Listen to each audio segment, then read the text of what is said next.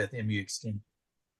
Yeah. I'm with MU Extension. I'll just give you a quick history. I was an agriculture educator for 29 years, and that's one way I kind of got connected with meats and value added meats. One of the career development events that FFA members participate in is meats judging, and I did that myself in high school. And then, of course, as a teacher, I was tasked with training those students to do that, and it had some amount of success with that. Won the state contest twice and participated at the national contest.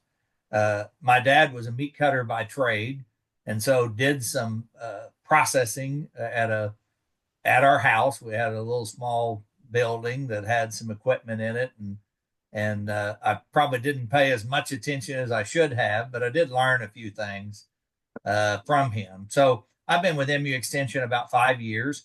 I'm a co-lead of a value-added meats team that MU Extension has that is about 6 specialists. We're scattered throughout the state, and our predominant task was to connect local producers to local consumers, and in particular, teach people how to direct market meat, whether that was beef, pork, lamb, goat, poultry, whatever the case may be. And then also consumer facing to teach consumers about how to buy local meat, whether that was, bulk meat, a whole or a half of a carcass, or if they were buying retail cuts. So I will share my screen and hope all this works. Okay, can you see the presentation? Yes, very well. And it's in the right mode. Yeah. Now I'm gonna. Yeah, it's Okay. very good. Yeah. Okay. So kind of already covered that. Just a little bit more about me. Currently, I serve as an extension engagement specialist. Prior to that, I was an ag business specialist. Prior to that, I was a county engagement specialist. But long story short, I serve 6 counties and am part of this value added meats team that I've mentioned. And we also do home poultry processing classes. We do some carcass cut up demonstrations, mainly with smaller animals, pork, sheep, and goats. And then I also do some food preservation classes, dry cured bacon. I generally do around 30 of those dry cured bacon classes a year in Southwest Missouri. And then every winter in January, we do the old country cured ham classes. This year in Webster County, we put cure on about 115 fresh pork hams. And we have youth and adults that both show those at our county fair. And then some of the youth, of course, exhibit those at our district fair held in Springfield and the state fair. And you might be a redneck if one of the top 10 things ever happened to you was you were asked to judge the country cured hams and dry cured bacon at the state fair. And I've had the distinct pleasure of doing that the last 2 years. And I'll be back again this year. So they evidently like the way I'm doing it because they called me just the other day to have me back. They say a picture is worth 1,000 words. So there's 7,000 or 8,000 words for you about me. Anytime during the presentation, if you have a question, if you just want to unmute or put it in the chat and one of the team members can stop me and we'll go from there. So what we're going to cover here today is a little bit about live animal evaluation as a prediction of carcass quality. And then we're going to talk a little bit about real versus perceived value and then about some small ruminant carcass grades, and then some wholesale and retail cut options, and then a little bit on marketing. So I'm a firm believer in collecting as much information before we make a decision as possible. So as a producer, when you're making decisions, maybe one of the first decisions you're going to make is a selection decision. What is the next ram or buck I'm going to purchase, or where am I getting my replacement females? And then from there, I think it's kind of a backwards design. What is my end product? What am I raising? And of course, if we're focusing on carcass quality and retail cuts of meat, then we need to add some of those criteria into our selection process, and we do that. So, uh, just kind of a brief livestock judging uh, teaching here, but when we start thinking about live animal evaluation and how it relates to carcass quality, for sheep and goats, live weight has to be one of the bigger indicators. And there's obviously other measurements that can be used to predict that quality. And of course, there are some breeders that might focus on carcass quality and actually track some genetic data, or it's possible to do some ultrasound data and get some of that information back. I'm not saying that you need to have carcass data direct to direct market sheep and goat meat. Uh, but I am saying if you want to advertise something particular about your product, you need to be able to back that information up with some data. So, traits we want to evaluate if we're looking at a live animal and trying to predict what kind of carcass we're going to end up with. And like I said, live weight is a strong indicator of that carcass composition because remember, as animals grow, they gain weight and their carcass is going to have more fat and less bone. And so that live weight is a good estimate of carcass combination of composition, especially when we combine it with other things we can see. So as we're feeding and raising our animals, really two things are happening, and we want those to happen. One of them is growth, which is just simply the increase in size and weight. The other one is development, which a simple explanation might be the change in body shape and form. You see, small ruminants are no different than any other animal. As they develop, their body shape and form begins to change. It is what causes males and females to reach sexual maturity. It's also what causes animals to begin to deposit fat in different places. So small ruminants are similar to cattle in the fact that their fat, how they deposit fat, happens in a sequence. Typically, the first place they deposit fat is around their organs, which is referred to as kidney and pelvic heart fat. The second place they deposit fat is on the outside of the muscle. And then finally, we get these little flecks of fat inside the muscle, which is called marbling, which is an indicator of a quality retail cut of meat. Remember, this happens because of where they're at in their growth curve or where they're at in development versus what they weigh. It's based on development more than growth. It's interesting that they also deposit fat from the front, back, and the top down. So when you're evaluating an animal, let's say we're trying to evaluate fat thickness, I may get a different fat thickness up on top of that animal than I would maybe in its lower rib.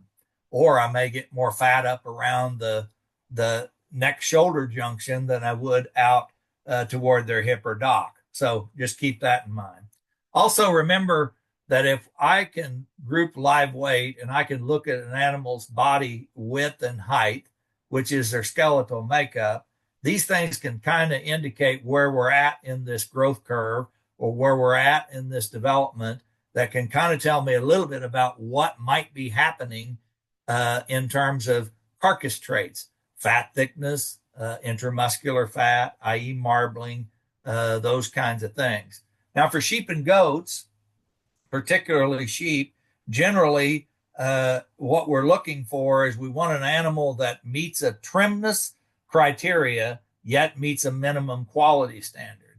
That's a little bit different compared to large, ruminants like cattle. Typically, that quality issue is number one, and yield is number two. With sheep and goats, yield is important, and we'll talk about why that is. And so when we're looking at just an animal live weight and predicting carcass composition, and we look at the body width and the height and the skeletal makeup and frame, because remember, all the muscle, connective tissue, fat is connected to the skeleton. So as the skeleton changes, we can expect changes in the amount of skeletal red meat that is on that carcass when we harvest that animal. So let's talk about dressing percentage because this is the biggest challenge compared to the other major species of livestock when we're talking about sheep and goats. It's just a smaller percentage than what they have. And so basically a definition of dressing percentage is once the animal is slaughtered and we get that carcass chilled out, which there's likely going to be about 3 to 5% shrinkage from a hot carcass weight to a chilled carcass weight. We divide that by the live weight and to make it a percentage, we times it by 100.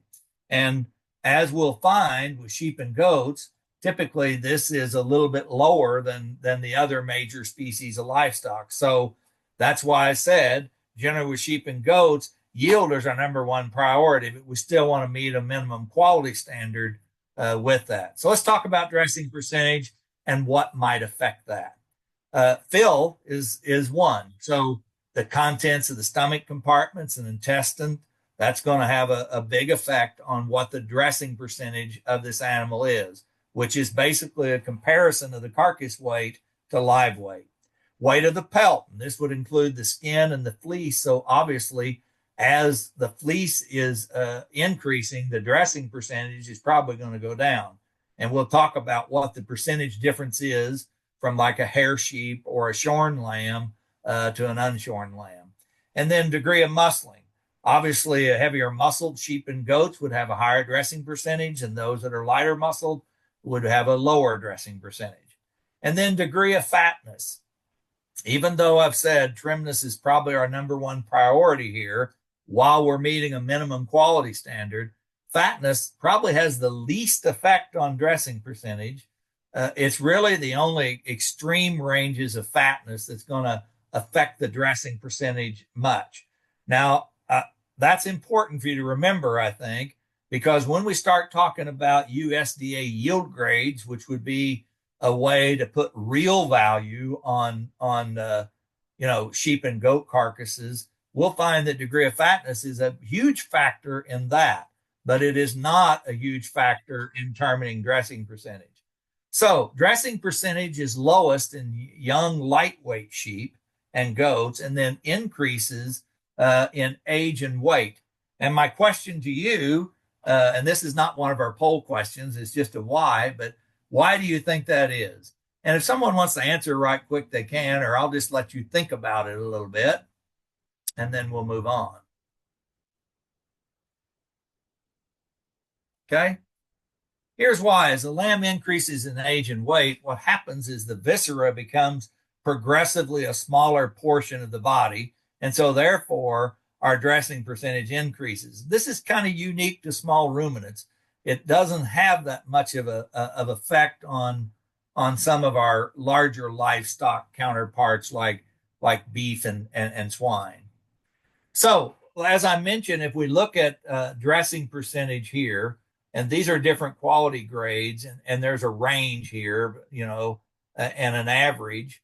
But as you see, lambs that have a fleece or wooled lambs will likely have a 1 to 5% lower dressing percentage because that is one of the factors that weight of the pelt, which is the skin and fleece, can have a negative effect on the dressing percentage because we're simply taking more of that live weight away in comparison to what our chilled carcass weight is, which has a negative effect.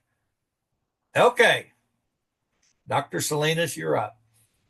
Okay, I will go. We are going to have 7 questions today. So the first one is this one.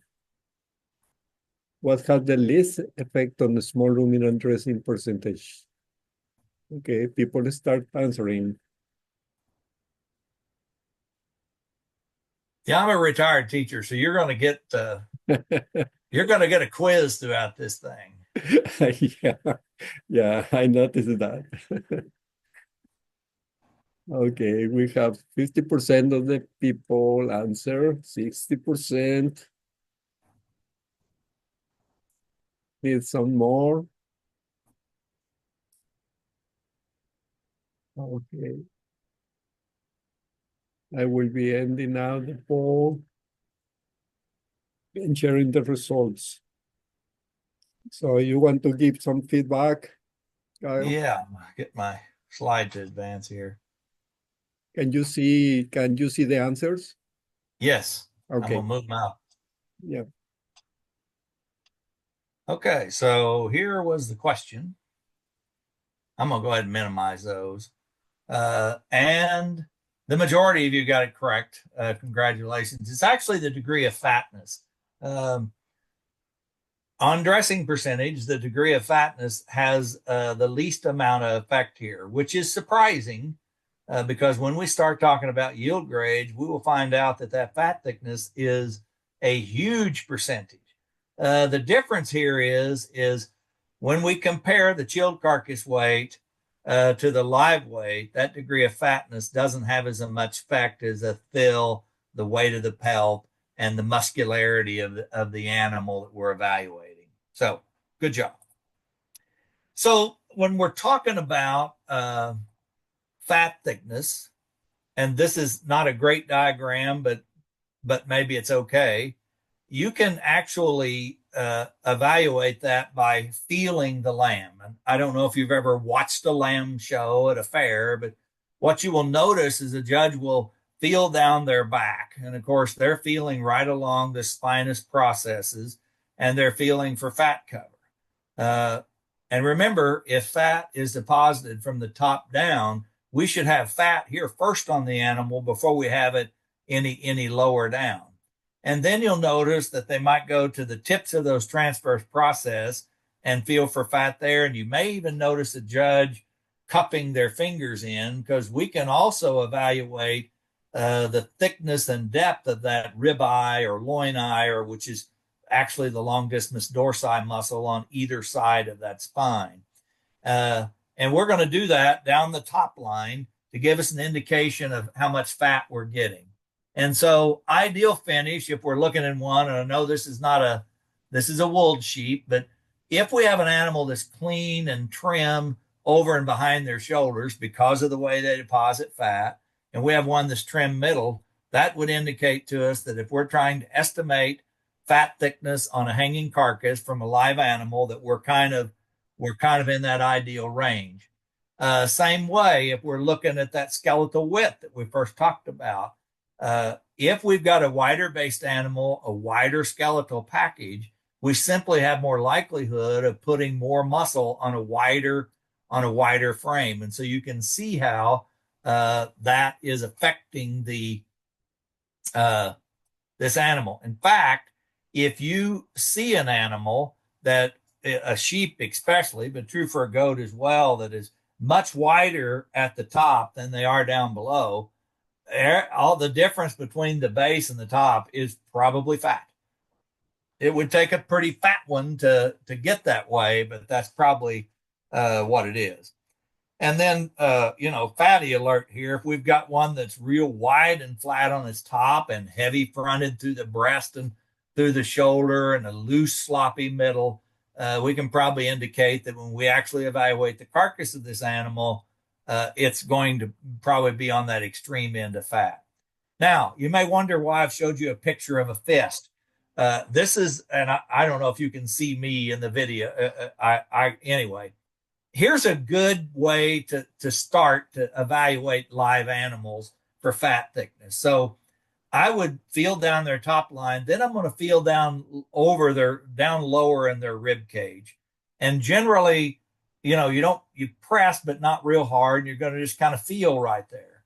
If you feel the top of your knuckles, this lamb, I would say, is probably pretty harsh in terms of finish, or what might refer to as pretty green, and probably needs more time on feed. If we're going to be really doing good in terms of yield grade, because we're not going to have much fat thickness, but we're going to struggle because of the way small ruminants develop and deposit fat. We're going to struggle to get any marbling in that meat. So we're going to suffer in terms of quality. If you were to feel the top of your hand like this, that would indicate one that may be falling in this fatty alert slide. One that, especially if it's soft there, this lamb is probably over finished, and we may take a cut on yield grade. However, we may have a little bit more marbling in the retail cuts. Ideally, if you feel the top of your fist like this, hold the fist up, then we're probably in this ideal range of fat cover to fall in this category of yield that we want to be in. And then we can match that with a minimum amount of quality. That's where we're going to optimize this quality and yield and increase the value of our end product. So, and this is probably something that other people on here could talk more about, and you're probably aware of body condition scores as they're related to sheep and fat thickness. But basically, this is what we're trying to figure out when we're physically putting our hands on this sheep and feeling for it, or goat for that matter. So we want to stay away from these extremes. We want to be in this ideal range of fat thickness, which we'll talk about in just a little bit, and then achieve a minimum quality grade because it really is about balance. So typically, we would measure the fat thickness if we're evaluating a carcass, not a live animal, at that 12th and 13th rib interface. Now, that's easy to do if the carcass is ribbed. However, the majority of sheep and goat carcasses are not ribbed, and so we'll talk about how we get around that. But remember, this fat thickness, as we said, has little effect on dressing percentage. Carcasses with excessive amount of fat are less desirable. And then also remember, even though fat thickness doesn't have much importance in dressing percentage, it is a major factor in developing yield grade, which we'll talk about in a little bit. So here's our goal. Again, our big goal is to get a high amount of yield and a minimum amount of quality. So we're balancing these two together. Typically, we'd like to see a small ruminant carcass have a tenth to preferably no more than 3/10 of fat thickness at that 12th and 13th rib interface if we're evaluating the carcass. As we're looking at that live animal and we're trying to figure out, is this animal heavy muscled, light muscled? Remember, this is a subjective thing for sure. But again, I have to go back to what we mentioned earlier. This has to do with the skeletal makeup of the animal. If you look at the left picture here and we look at the base width and compare that to the center leg width, they're directly correlated. The wider based, the wider the skeletal makeup of that sheep is, the more likely we're going to have a wider pin set there in the dock, and we're going to be able to make a bigger leg, a wider loin, and end up with a heavier muscled animal, which is going to not only increase our yield grade, but likely going to help our dressing percentage as well. Similar for goats, if we talk about the degrees of muscling of thick average to thin, you can see there's a direct correlation to their base width and what their center leg width is. And again, going back, maybe the first decisions we make as producers is figuring out what we want to focus on, who is our end user.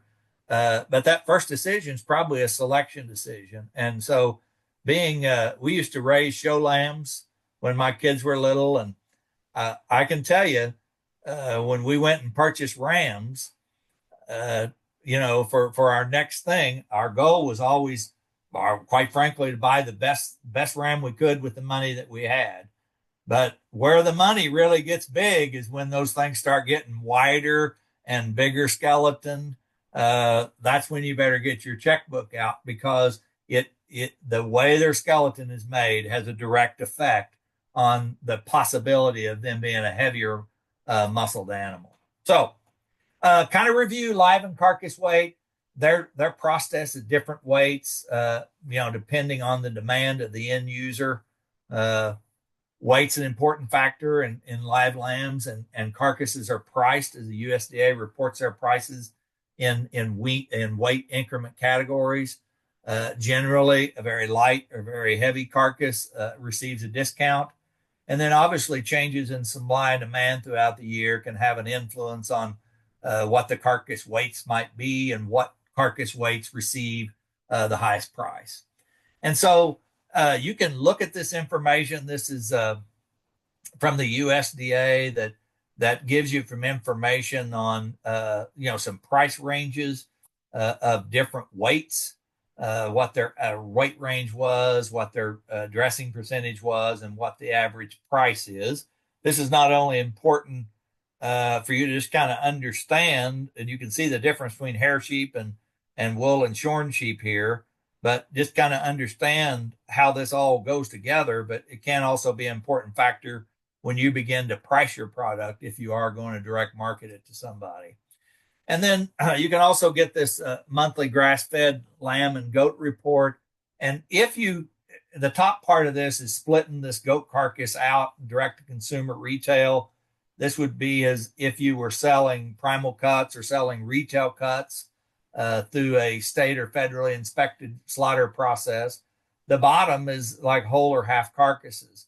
And if you compare that to the market price, you know, you're going to make more money doing this.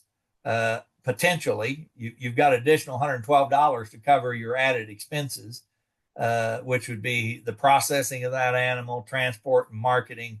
Then you'll have to decide whether you want to put in the extra time, the extra investment, the extra marketing, or if you just want to market them, in the commodity market and take your money and run, or if you want to hold on to them and try to add some value to it. Our next poll. Okay, is the second one. Over is it? Uh, which statement most accurate concerning fat thickness? Okay, the people start answering.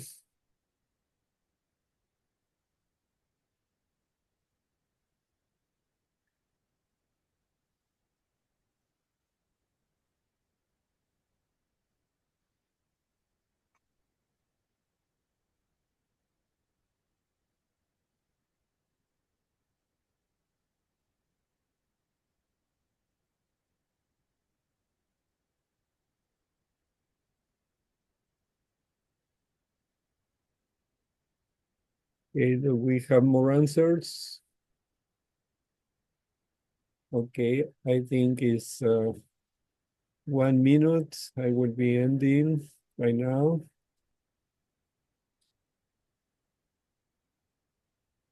Okay, can you see the Okay. answers, Kyle? No? Yep. Okay. So here was the question. And the correct answer is C. The ideal range for fat thickness is 1/10 to 3/10 of fat. Because what we're trying to do is produce a lean carcass and reach a minimum or amount of quality to increase the value of the carcass. Remember, anytime you want to stop me, stop me. I know I'm a fast talker, so don't don't don't feel bad if you like slow down, buddy. Let's talk about real and perceived value. The thing I would tell you is they're both value.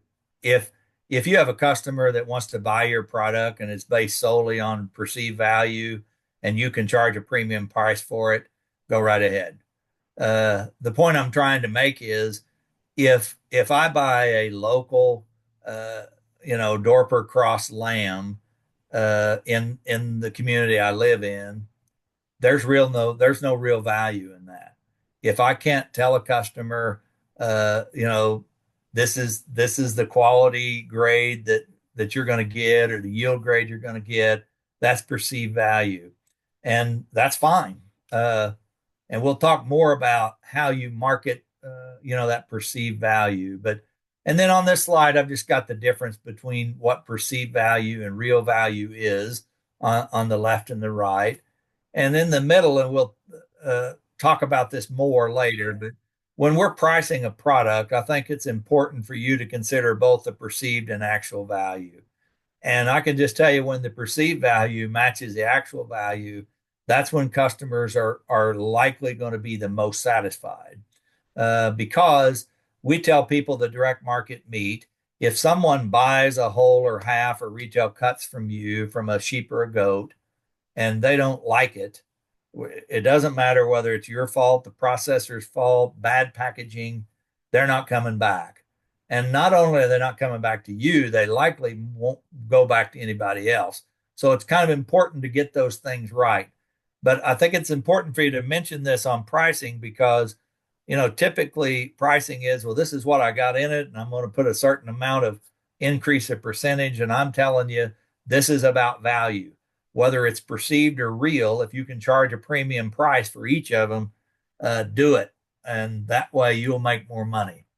So we're back to this balance, yield grade and quality grades, what the USDA calls it. What consumers say is, well, how good is it going to be? That's the quality side. Uh, and they're also concerned about yield, probably, especially if they're buying a whole and half from you.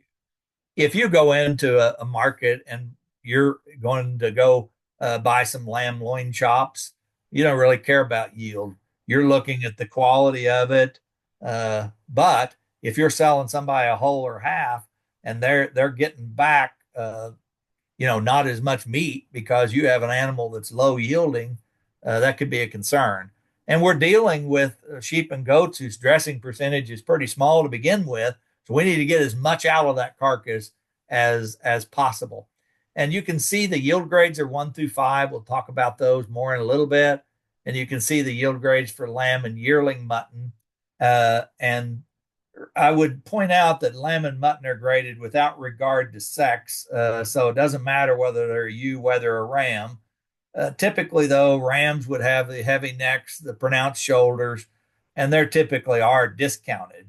Now, mutton, and we'll talk about what these are in a little bit, as you notice, they're ineligible for the prime grade.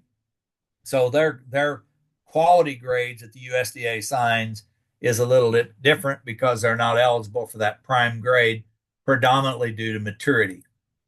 So sheep yield grades. If I have an unribbed carcass and I want to calculate the sheep yield grade on a carcass, what I'm going to do is to take that fat thickness at the 12th rib, okay?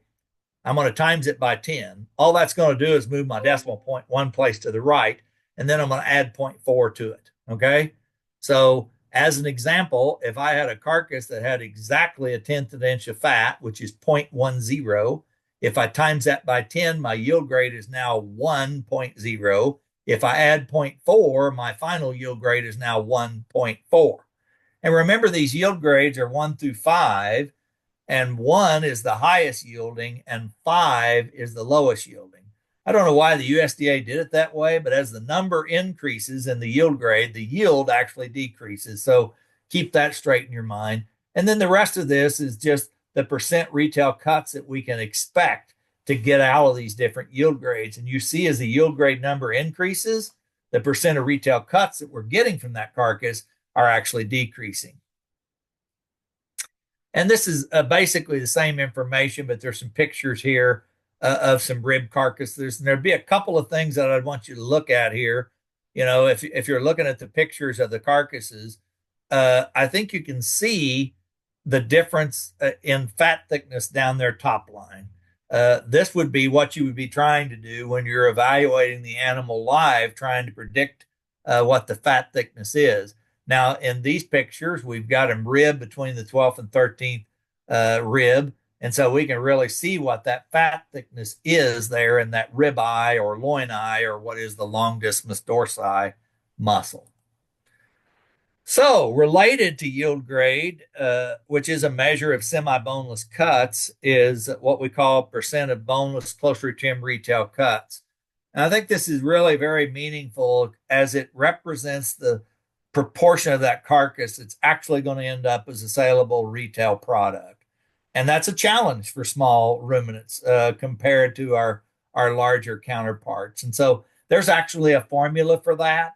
And if you go through that formula, there's some numbers here, but HCW stands for hot carcass weight. FT is fat thickness. BW is body wall thickness, which we'll talk about in a little bit. And then REA stands for ribeye area. So these are the factors in this formula that are used to determine what percent of that carcass will end up as boneless, closely trimmed retail cuts. And so let's talk about this. If you look at diagram 1, and I've got a ribbed carcass, and I'm evaluating, this would be a sheep carcass. I'm going to evaluate that fat thickness at the 12th and 13th rib right in the middle of that ribeye area. That's where I'm going to measure. And usually that's a range from 1.5 to 4. That should be higher if I've got a heavier live weight and a heavier carcass weight, should be lower if the opposite is true. And then body wall thickness, we're measuring 5 inches from the center of the spine.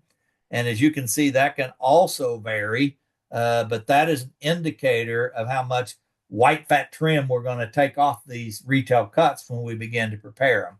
And then leg scores are unique to small ruminant animals, but they're subjectively evaluated, and it really doesn't have an effect on yield grade, but it can contribute to the attractiveness of a lean cut, especially in the leg of lamb. If we have a low leg score, we're not getting that nice plump leg of lamb that consumers want, our end users. And so those leg scores are range from 15 to 9. Uh, and so, again, we're talking about yield, and then I have quality grades on here because we're trying to get this high yielding carcass with a minimum amount of quality or higher. That's how we're going to do that. And so we we use quality grades and yield grades as a grouping, if you will. If these 10 carcasses fall into this standard of specifications, then they're all a yield grade 1. If these 5 carcasses fall into the standards for a prime quality grade, then they're all a prime quality grade. That's just the way they're categorized. If we kind of wrap up on yield grade here, if we look at back fat range, estimated percent of semi-boneless, and then look at what the data is on yield grade distribution, you can see a yield grade 3 for sheep is the highest. And if we look at the extremes, yield grade 1 extremely trim, or yield grade 5 one that's not a high yielding carcass, those are lower percentages, which is to be expected. We're kind of trying to find the middle of the road here lots of times. Here's our next poll. Okie doke, let me go. Number 3.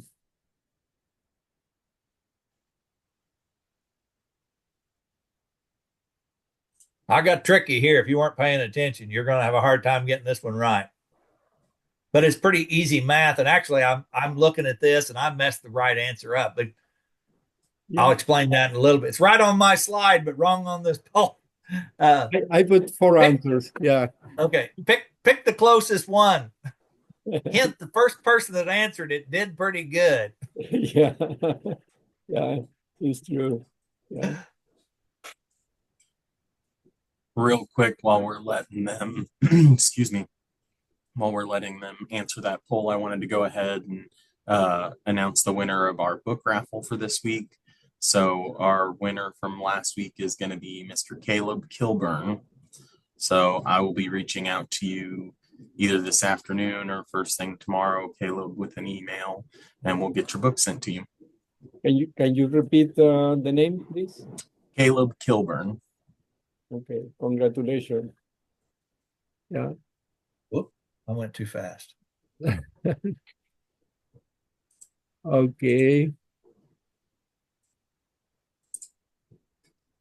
Over there are the results. Okay. All right. So the question is this, and so if I have 0.17 inches, I'm going to times that by 10. Now my yield grade is 1.7. If I add a 0.4 to that, the final yield grade is actually a 2.1. I think when I sent this to Dr. Salinas, I had 2.4 there. And then when I was looking at this slide, I thought, Kyle, you're horrible at math. But so But if you Yeah, pick 2.4, you pick the right answer. That's the one that's closest. yeah. It's relatively simple. Compared to calculating yield grade for beef cattle, this formula is very simple. And in this case, fat thickness is the number one driver for what the yield grade is. Okay, back to the same balance beam here because we're trying to balance this yield, which is how much am I going to get, with this quality, which is how good it is. So now we're going to focus a little more on the quality side. and talk about the differences here between lamb, yearling mutton, and things that we evaluate on the carcass to assign a USDA quality grade, which would be real value if I had that information. So let's talk about kind and maturity a little bit. Um, lamb carcasses are generally 2 to 14 months, and they have what we call a characteristic break joint. And I'll explain this and show you a picture coming up, but on at least one of their front shanks. The other thing that would indicate to us that this is a young animal and falls into this maturity, not only if I see at least one break joint, but if I look at the color of the lean uh, in the flank, I'm going to get a lighter color. The older the animal gets, the muscle texture gets darker, or the muscle color gets darker, and the texture gets coarser. So if I look at the flank of a lamb, I'm going to have slightly dark pink lean color to slightly dark red. The rib bones are going to be round. This indicates a young animal in terms of development, which we talked about earlier, which affects everything.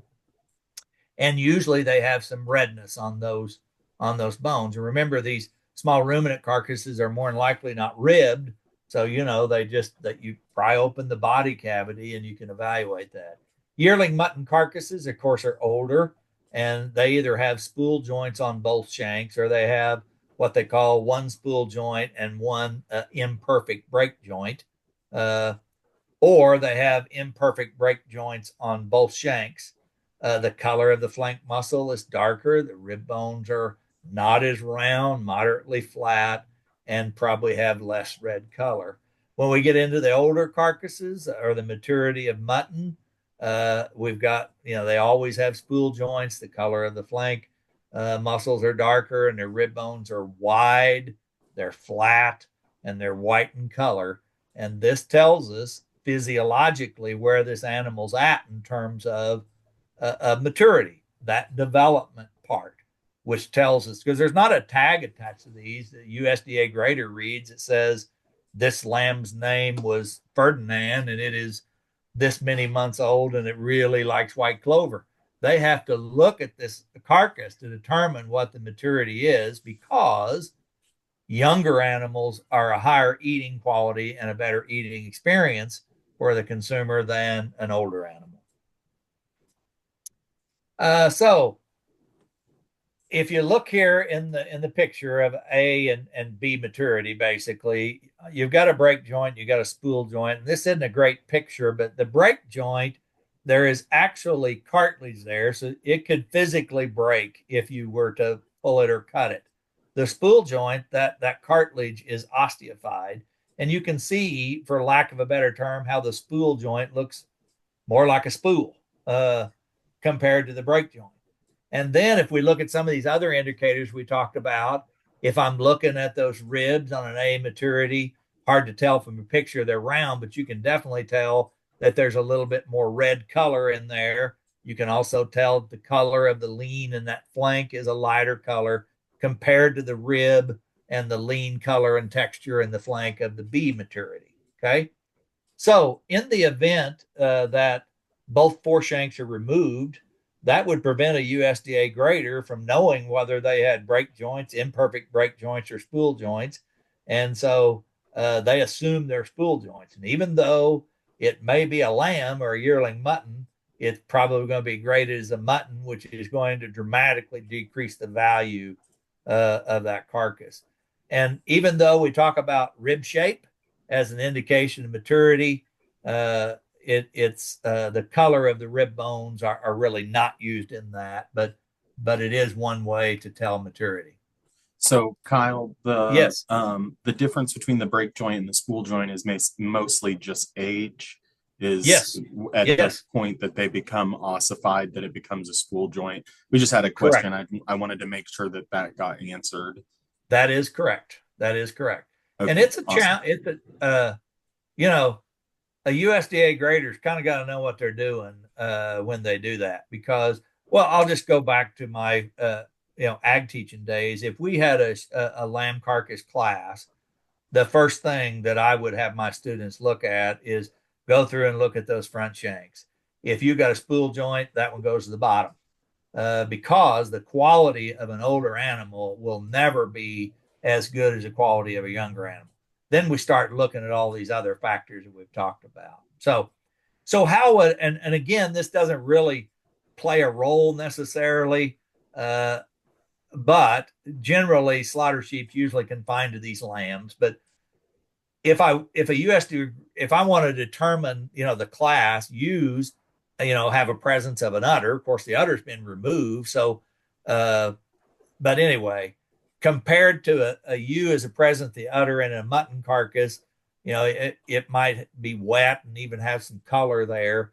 And then in lambs and yearlings, that udder is relatively long and the fat deposit is very smooth in that area. Now we compare that to a wether, a castrated male. Uh, it's identified by the presence of cod fat in the scrotal region.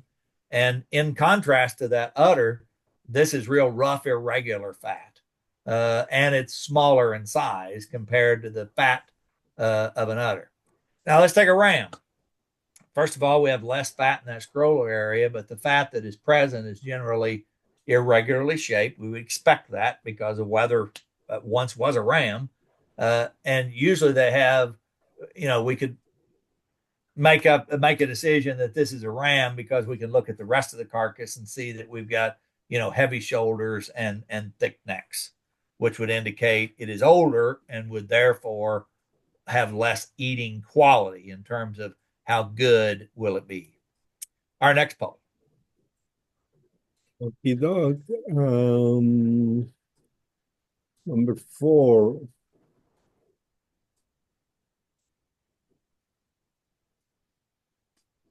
So we're there.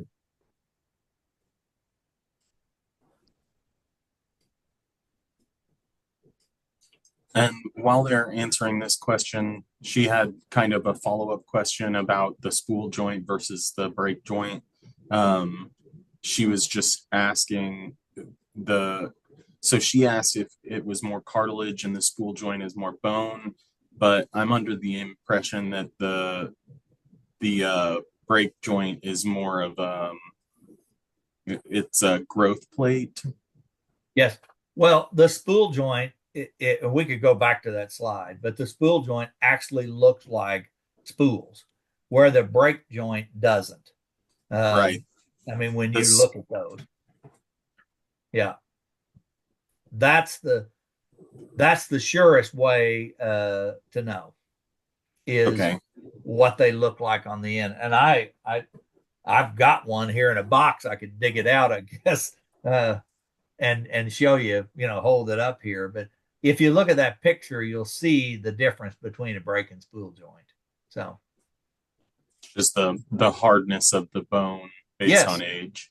yes, and the So it's shape of the end of that front shank between a break and a spool.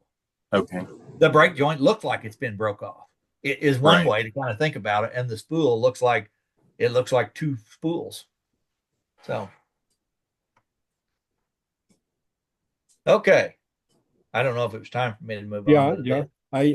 I shared the answers. Okay. I think the majority of you got that one right. It is an older ram. So when it comes to quality grade, this is a grading chart. Across the top is maturity that we've talked about. Along the left here is flank streakings, and these are actually degrees of marbling. Okay. And so that's what we're considering when we're putting a quality grade on a sheep carcass, because goats don't have it. We'll talk about that in a little bit. We've got to determine that maturity by looking at those things we said. We've got to determine marbling by looking at flank streaking, and then we've got to look at overall conformation. That's where our leg score would kind of come into play. Now, as you look at this chart, I think something that might be interesting is, and one reason why I've talked about we need to get this yield right, and then we need to kind of get some quality. For example, if you look at that chart, a small degree of marbling would actually make it a prime carcass. Okay. If you compare that to beef cattle, that would be a low choice. Okay.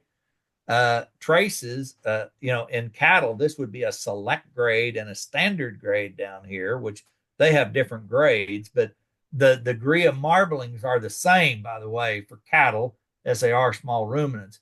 But how they're assigned the quality grade in comparison to their maturity is different. We don't need as much marbling in a small room in a sheep carcass to get into that prime grade. Okay.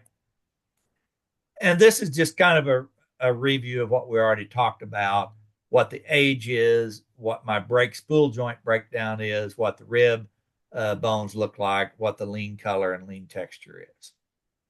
So we talked about maturity. Here we go with marbling and flank streaking. And so you can actually see, and I know they aren't great pictures, but these are degrees of marbling on the top. And so that small degree of marbling right in the center is the minimum amount of marbling that a sheep carcass has to have to grade prime. Okay. And if we can get it to grade prime and we can keep it in that yield grade 3 or higher yielding, we're in the money as far as real value goes. Okay. And then you can see the comparison of that on the carcasses down here. Uh, if you look at a carcass that's trimmer, you're going to see a bluish, purplish tint. And that's because the fat cover is thin enough that when that red meat shines through it, it gives it that red color. So conformation again just refers to the muscularity, and oftentimes we look at that leg score as an indication of, is this going to be a leg of lamb that the end user, the consumer, is going to like the shape of? Okay, carcasses that have muscle are shapely. Carcasses that don't have muscle are flat. Okay, despite the lack of USDA grades for goats, there are 3 general quality grading standards, and they're based primarily on muscling and the lack of fat. And so you see the selection 1, selection 2. And one reason why it's different in sheep is, I mean, goats are relatively lean compared to some other species of livestock and even to sheep, containing little marble and a minimum amount of subcutaneous fat. So for goats, we don't have USDA yield grades and quality grades, but we do have these selection criteria. And again, this kind of goes back to the old visual appraisal. So you can see the difference between selection 1 and 2. Again, it's about the width of the skeleton. I just simply put, the wider that animal is made, the more likely we're able to have more muscle. Okay. And the wider we are across that top indicates we've got bigger loins, a heavier muscled rear leg. And so, one way to evaluate goats or sheep in terms of muscularity or skeletal makeup, start from the ground up and compare them there. Our next poll. Okay, let's go to the 5th one. True and false.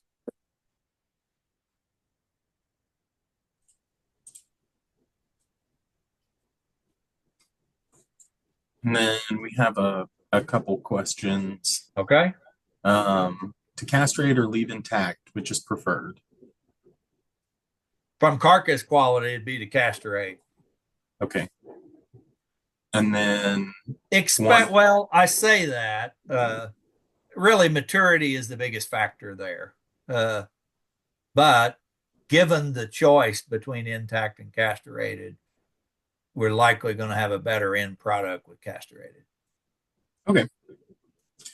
And then for lamb, CL has no bearing on carcass grade unless the animal has enough cyst to discard the entire carcass. Well, yes. Yes, in terms of confirmation. It's a subjective measurement. You know what I mean? So it's not like I can physically measure the ribeye, I can physically measure the fat thickness. And when I'm doing a confirmation score, it's subjective. There's not like because the carcass weights are different. You know what I mean?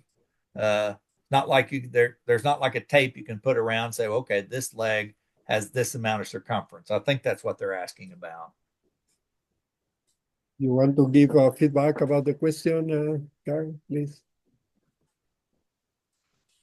Okay. I mean, maybe not. She was asking about CL as in caseous lymphadenitis and cysts. Well, read the question to me again.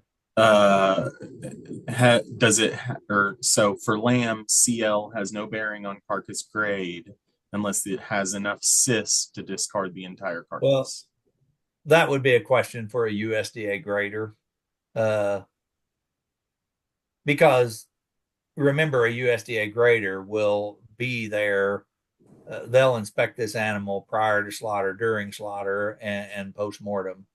And so I don't know. There's no USDA criteria that says, okay, you can have this, but you can't have this. That is solely based. That would be USDA grader training, but I've never seen anything that says in quality grade that this much is allowed or this is the limit, et cetera, et cetera. That would predominantly be to a USDA grader for them to decide. That has more to do with the wholesomeness of the product and the safety of it than it does the quality. So Gotcha. that's really not part of a quality grade. That's more part of a USDA grader, which are, many of them are veterinarians that say this is a problem Gotcha. and this animal cannot be used further. Okay. Okay. Whoop, another one. Yeah. Well, so related to the castrating or leaving intact, he asked which one grows out better. Well, that depends on what the definition of grows out better. If I want to increase weight gain faster, probably intact. Okay. If I'm going for carcass quality, then I would say more likely castrate. And Dr. Salinas may have something to add there. Yeah, there are many information about that. Yeah, carcass quality for castrated animals, they will be just accumulating more fat and yeah. Yeah. Okay. And then I think that you covered it when we were talking about it, but someone asked if would the CL come under the inspector, which you were saying it would, it'd be a USDA inspector. Yes. Like if you look up factors for USDA quality grades for sheep, it's not going to mention any of that. Nothing about a CL. That is something that USDA inspectors are trained on and make the decision, is this product wholesome because it's got problems? Right. Nothing. Quality is based on conformation, flank streaking, marbling, and maturity, period. Okay. Any more? I know I'm running short on time, but these are the wholesaler primal cuts of a lamb carcass. And then we're just going to briefly talk about the retail cuts we get from there. From the shoulder, if we use the entire cut, it's called a square cut whole. That's the top right picture. If we bone it out, we get the center picture, which is a shoulder roast boneless. The bottom left is a neck slice, which also could be made into a roast. Very identifiable bone here. And then the chops we get from the shoulder, the top left is an arm chop, and the classic identifying characteristics is the roundish ovalish bone in the middle. And then you'll also notice, I don't know if you can see my cursor, but this seam right here of gristle is in the arm of, can you see my cursor or not? Yes. Okay. That's always there. And I don't care if it's a deer, a sheep, a squirrel, a rabbit, that it's the same identifying characteristics. And then with sheep and goats, sometimes they leave those rib bones on because remember, if we're going to separate the shoulder from the rib or rack, either between the fourth and fifth rib or the fifth and sixth rib, different processors do it differently depending on what kind of cuts they want. But some of them will leave a cross cut of those rib bones on there, and some of them will remove it. And so that arm chop would come right off this end of the square cut hole is where I'd make my arm chops at. And then on this end, you can see this is the shoulder blade. And you can get different looks. Both of these are, if this was beef, we'd call this a 7 bone. But that blade bone is not flat. And so as we cut through that blade bone, we get different shapes of that blade bone, regardless whether this is just one bone that's straight or has this classic 7 bone look to it, it's referred to as a blade chop. And you can buy blade chops, at a store. You're probably not going to be able to get an arm chop. Don't generally see those. Probably struggle getting a square cut whole bone in, but you can get a shoulder roast. And I've never seen a neck slice in a commercial market. But if you were to have one processed, you could certainly make those retail cuts. From the rib or rack, there's really, we got one muscle pattern here. We have an eye and a cap muscle, basically, is what we've got. And so we can make rib chops, or we can make a rib roast. Uh, and then we can expose the bone and make a rib chop French. And believe it or not, we'll add some value by doing that. We can charge customers extra for just trimming that off because, American grillers, they'll pay for looks, and they can grab that bone and flip it around, put it on the plate, and feel like a real chef. And so they'll pay for that. and, and we can have a rib roast Frenched.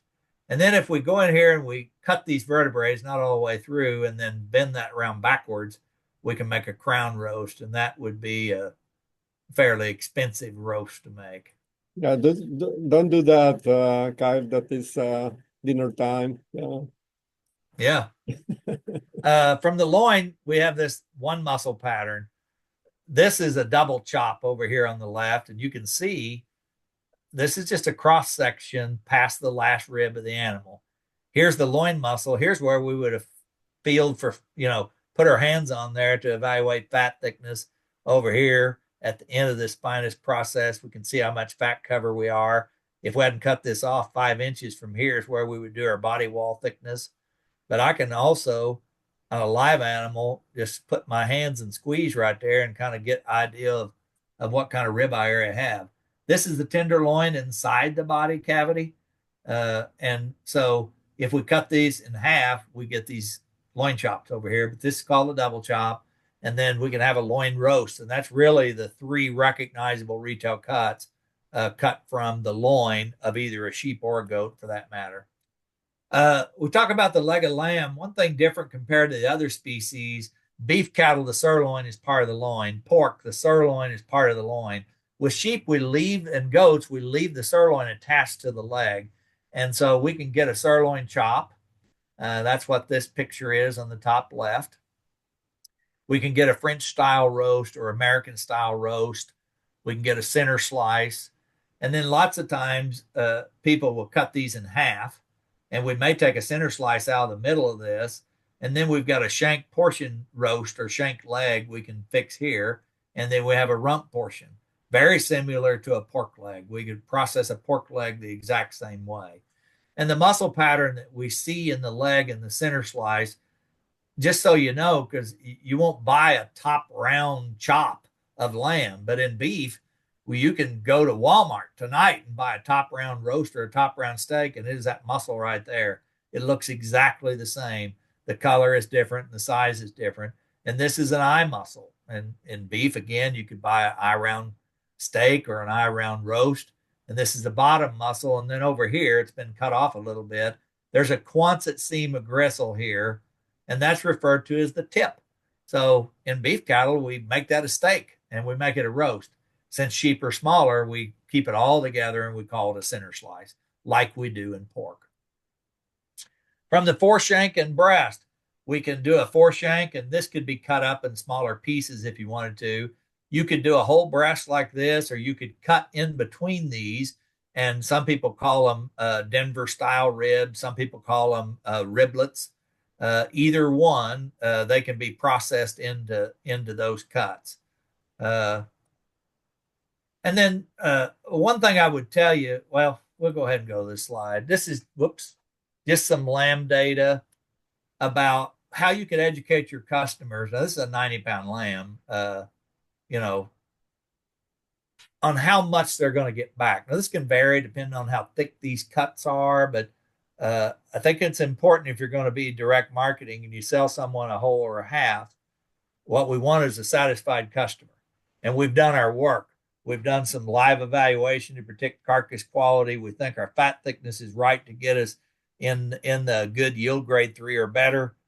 We think the color of the lean and the flank streaking marbling is going to get us in that quality grade. where we can really combine perceived and real value, and the customer is going to get something that's really good. They're going to say, that was great. I'm coming back as soon as this is done. Part of educating them is how much they're going to get back. It is especially important with sheep and goats because the dressing percentage is much lower than their larger livestock counterparts. Here's the next poll, and we're running Okay. over on time, but Okay. we're about done. Oh, you got to see a picture of this one to get it. Uh, Oh, there we go. okay.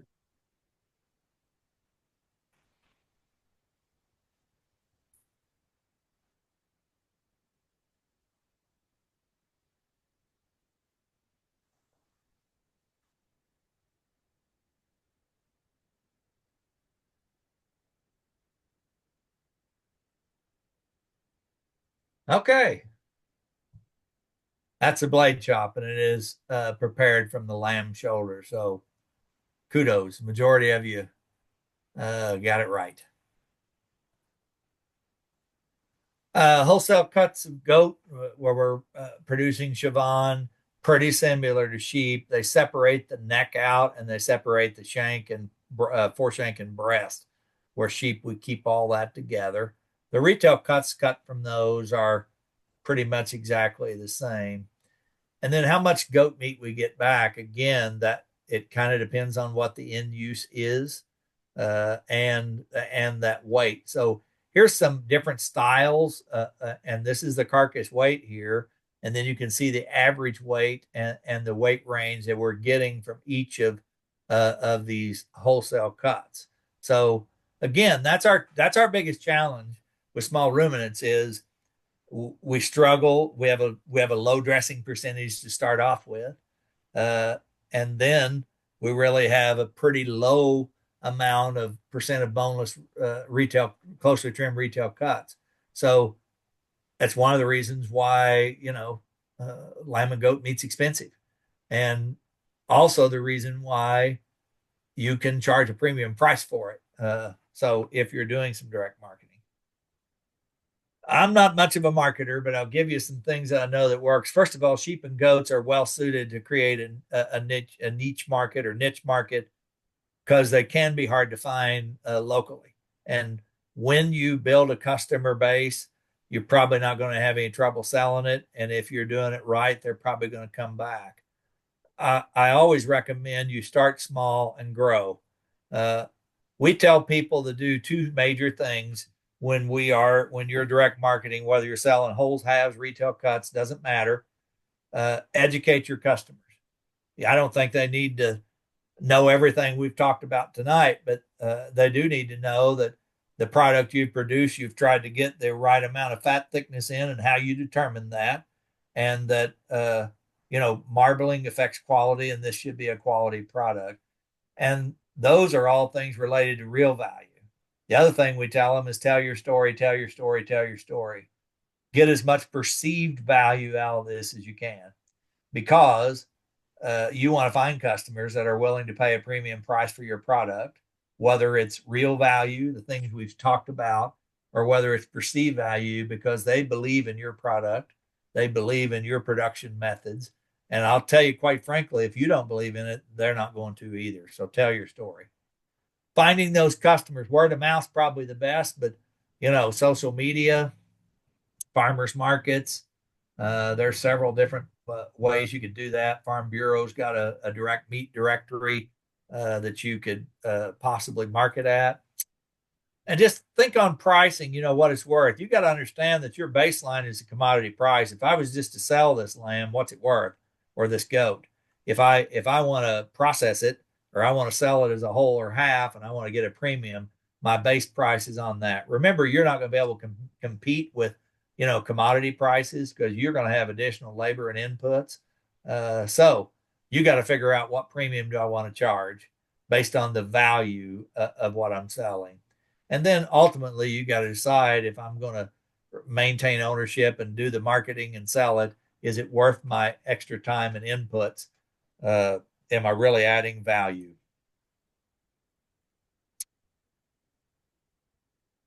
Uh, so remember, there's ways you can find the prices of what slaughter sheep and lambs are worth. You can look at those, and I think Jennifer Lutz covered some of those with you. So important information, I think, for your customers to know is what are the quality attributes of the animals you're selling? When will it be ready? What's the expected finish weight? Who's in charge of delivery arrangements and fees? Who's making the processing arrangements? And then obviously be pretty clear on price. And just remember that you're the producer, and so you got to consider what this animal's worth, live weight per head, and what it's going to cost you if you're transporting it. And then these are the things you need to make sure if you're selling an animal, and the customer's paying for the processing, they understand how the processing fee is done. Is the meat facility charging a slaughter fee? Is there a disposal fee? Is there any additional cost if they have any further processed products made from the carcass? Number one question we get as a value added meats team is how much I think somebody stole some of my meat. That's the number one question we get. I bought a whole or I bought a half. So it varies. And so the average dressing percentage here for sheep and the average take home, that's a percentage of the live weight. So that's a good rule of thumb. Obviously, we want to stay at that rule of thumb or better to keep our customers satisfied. And then I always tell this to people, one other thing you can educate your customers on is like, look, you have freezer space for 35 to 40 pounds of meat before you buy this. And they pick it up at the processor and like, oh my gosh, we got to go to Lowe's and buy a freezer. It happens, especially when people do beef and hogs. Working with the processor, that is likely your job as a producer if you're selling a whole animal to somebody. So just know that takes some planning because that may need to be booked in advance. And then, you know, consider the amount of time it's going to take to process so you can tell your customer the estimated time they can pick it up and then tell your customer not to miss that pickup date because a lot of meat processors might charge extra for that. Custom exempt is typically used when you sell an animal to somebody and they're the only consumer of that. They're the only ones going to be consuming that animal. Uh, if you're going to sell retail cuts, it's going to have to be state or federally inspected, which is USDA. I believe this is our last poll. Yes, it is. True or false?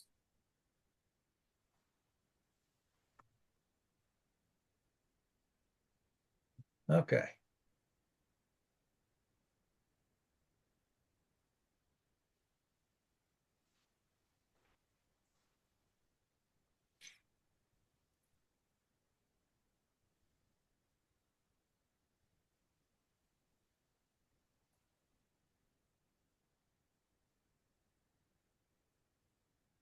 Okay, selling to a local customer at a premium price, a lamb or a goat to be processed under custom exempt is an example of perceived value. That is true. We're not providing them with any carcass data. They see value in buying locally, and we're charging them a premium price, and they're willing to pay it. Okay, I know we went long. Yeah, But yeah, but there were a lot of questions, and okay, I mean, let me stop the share. yeah, If I can figure out how to do that. I can do it for you. Okay, there we go. You are still sharing your screen. Uh, can you see me at all? Yeah, but we are seeing your screen. Okay. Okay, I think right now.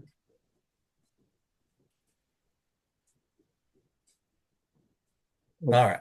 Yeah, all right. Is that right? Right? We seeing the right thing? Yes, Okay. I think it's very good, your presentation. Thank you so much, Kyle. Is there any other question, I Gabriel? think there was at least one that I didn't get to ask. Do you think lamb USDA yield grades are outdated? We sell lamb direct to consumers, and most of our customers, chefs and private, do not like an excessive amount of fat on their lamb. I've noticed there's a marked difference between US and import lamb at grocery stores. Is that why American customers prefer New Zealand and Australian? Well, I wouldn't know about the last part, but I would say likely the USDA grades are outdated. So let's just keep it simple. If I was evaluating lamb carcasses, unribbed lamb carcasses, the first thing I would do is to eliminate any older animals. After that, I would I would choose the leanest, heaviest muscled carcass. That is what customers want. Now, I'm not saying marbling's not important, but it is not as important in small ruminants. Well, it's really a non-factor in goats, uh, and it's not very important as important in sheep for the simple fact that they can get pretty high quality grade at a much lower degree of marbling compared to cattle because it that marbling doesn't have as much effect on the eating experience in small ruminants as it does beef. So yes, I mean, if the USDA were to ask me, I would say yes, their yield grades are outdated. But that's not for me to make. But again, if I was choosing carcasses, I would pick the leanest one with the most muscle. So Gotcha. Okay, well, I think thank you so much, Carl. It was an excellent presentation. The video of this webinar will be available by Friday because we are going to be editing it, and that will be in the YouTube channel. And for next Monday, we are going to have Margaret Chamas talking about the value add in dairy from the small ruminant. And also Kyle will be having a chicken processing the last Saturday of March. This will be a workshop in person. And also by the last day of May, we are going to have also in person workshop on meat cutting of goat carcass at Sedalia, Missouri. yeah, I would say if you participants could attend that, it's pretty hands-on. You'll kind of see how we cut one up, and you'll also get something to eat. Yes, I'm very good. Yeah. Okay, thank you so much, everyone. Yes. Thank you, Kyle, and Thanks, have Thank a Kyle. you. great week. Yeah. Bye. Bye bye.